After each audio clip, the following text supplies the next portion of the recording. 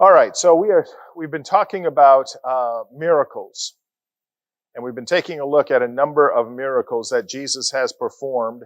And in chapters 8 and 9, there are 10 miracles, and we've been kind of working our way through those. But we're going to pick it up at chapter 9, verse 9. There's a couple of things that happen in between some of these miracles, and this is one of them. It says, as Jesus went on from there, he saw a man named Matthew sitting at the tax collector's booth.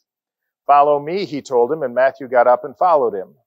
While Jesus was having dinner at Matthew's house, many tax collectors and sinners came and ate with him and his disciples.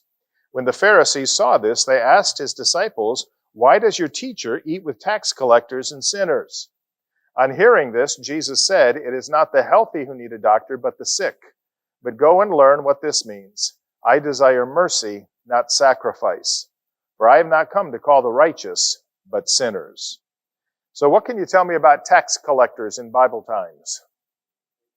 Why were they hated? Basically, they had a contract with the Romans. The Romans said, you have to get this much money out of this section of people, and if you can get more, good for you. You get to keep it. So what would tax collectors do? They'd gouge the people, right? So yeah, they were not appreciated or liked at all. So it says here that Matthew didn't have any friends other than tax collectors and sinners. Those are the people he hung out with. Those are the people who would associate with him. And so that's the dinner. Jesus was having dinner at Matthew's house. Many tax collectors and sinners came and ate with him and his disciples. What does it tell you about Jesus that he went to a dinner party with these people? The religious leaders, the Pharisees, they would never associate with these people. They were considered the scum of the earth.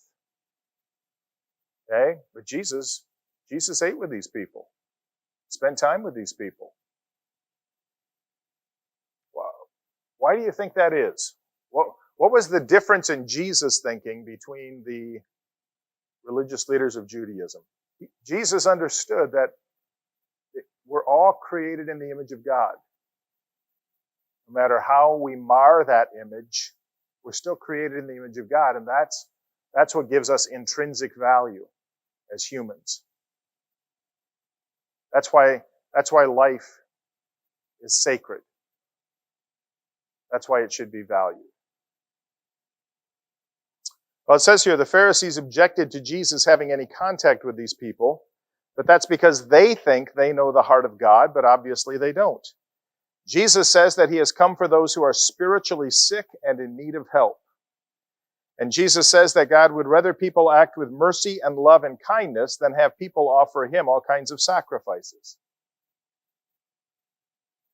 It is highlighting the difference between how the Pharisees interpret Scripture and understand God and how Jesus knows the teachings of Scripture and the true character of God.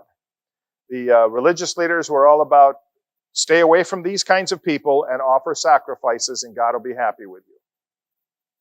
And what Jesus says is it's more important to God that you be with these people and love these people and represent God to these people than you make these sacrifices.